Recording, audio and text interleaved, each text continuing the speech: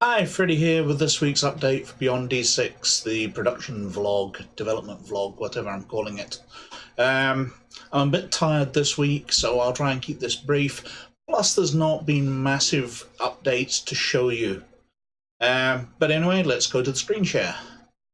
Now, first of all, I've moved down to this corner. I should be out of the way. Very few things happen down in this corner, plus it hides my clock, so you can't see what time of night I'm doing this. Anyway, second up, new logo. I'd actually changed it last week, but forgot to mention it. When it came to changing the aspect of the site, if I click across to that, the logo is actually going to take up a much smaller space in this corner.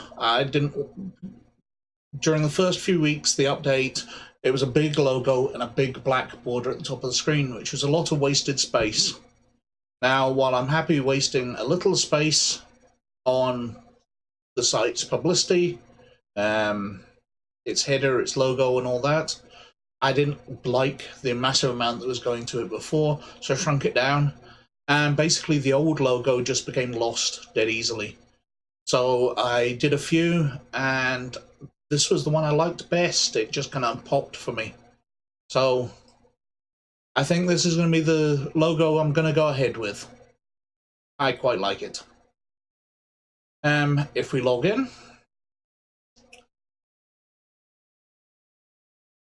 now yesterday I started to work on redeveloping this screen because it's going to be characters and play on each side, because when you go into characters already, remember, everything is running on my desktop, including databases, but we've got create new character here anyway. And the same goes for when we click on join a game. We've got create new campaign here. So that seems a bit of redundancy. Plus these two buttons you will be using less. While I can see a use for having the create new character prominent to people on their first login, and I might make it so that's what's shown to people as soon as they log in, just a big create new character. When they log in for the first time, most of the time you should see characters, play. I started to do the graphic work last night and nothing came together. I had a couple of ideas with characters fading into blueprints that I'll maybe have another go at. And on this side, I was going to use a sort of an array of Stormtrooper helmets through the different eras which campaigns could be in. Not sure. It just didn't come together last night when I was doing them. Sometimes art's like that. And sometimes you get an itchy armpit. We go into the join game and go into the Rebels campaign, which I've been using to test.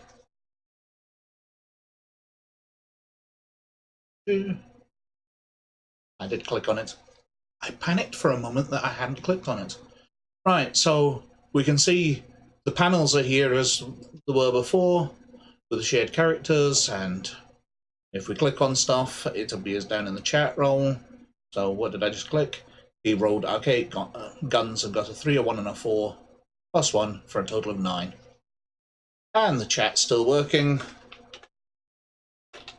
Blah. Games Master, blah. But this panel started to come together.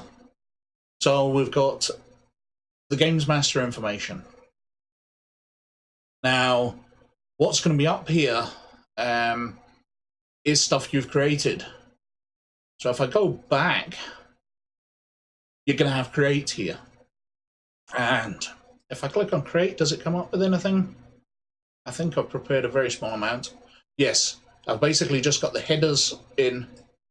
So the three things which it'll allow you to do to start off with is text, to create text to share, whether you're writing out the details of your adventure for only you to view, or other information that you want to share with players.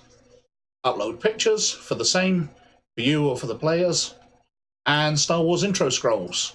So you can do the hot, famous yellow text going off into the distance for the start of your campaign.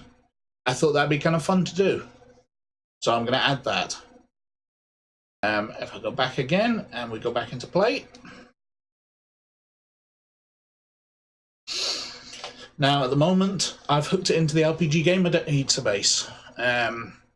This is a very limited version of the database that I've got running on my desktop for testing of RPG Gamer. It's not the full database. Let's go in, characters, non-player characters, Ahsoka. As you can see, it's a link to there. It allows you to dig through the stuff. So let's add Ahsoka, because it's a Rebels campaign, and a First Order Mega Blaster Heavy Assault Trooper. So I've clicked on those two, and as you can see, they've come up here. Now we've got Ahsoka's stats showing. And at the moment, it's only being shown to me.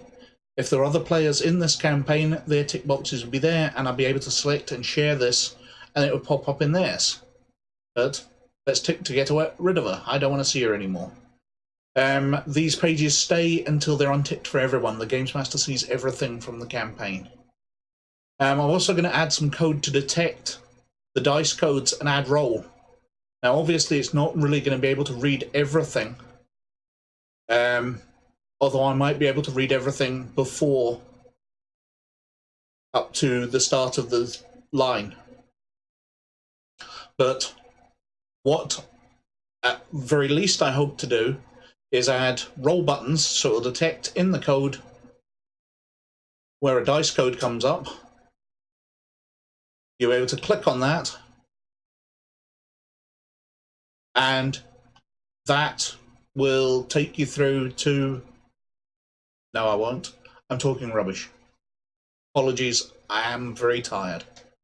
You click it and it'll roll, and it'll come up down here. First Order Mega Blaster Heavy Assault Trooper rolled Dexterity, 2 dice plus 2, getting blah.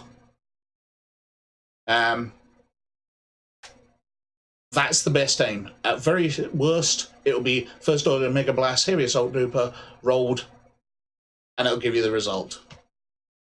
I'll try and make it lovely.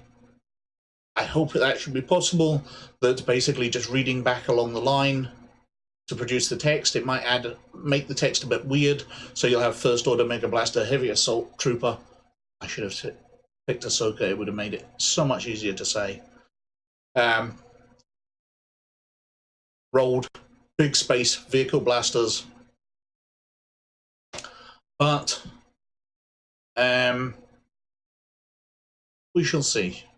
We shall see if that's possible, because I think that'd be useful.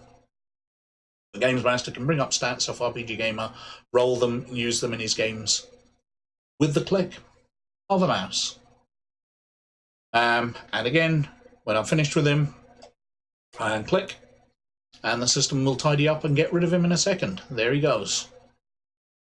The screen refresh is slightly annoying. You will have noticed. There it goes. A slight pulse as it's reaching to the database. I will have to wait and see what that looks like once it's online. I've got a couple of ideas about fixing that, about sort of double buffering, so it loads in the new page behind the first and then swaps them over, which should get rid of the flicker. But it's something I can live with at the moment. I don't think it ruins the product. So lots still to do. I hope to get the different screens done next week before the development blog. So you'll be able to add text, pictures, and maybe even the Star Wars scroll. I'll still want to get rid of that update flicker.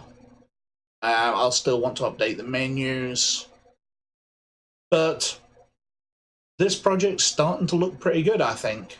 I think we could definitely use it in its form for online play.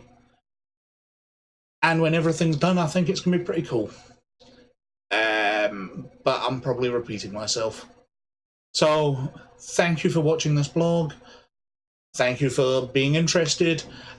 Have a great week, and I'll catch you later.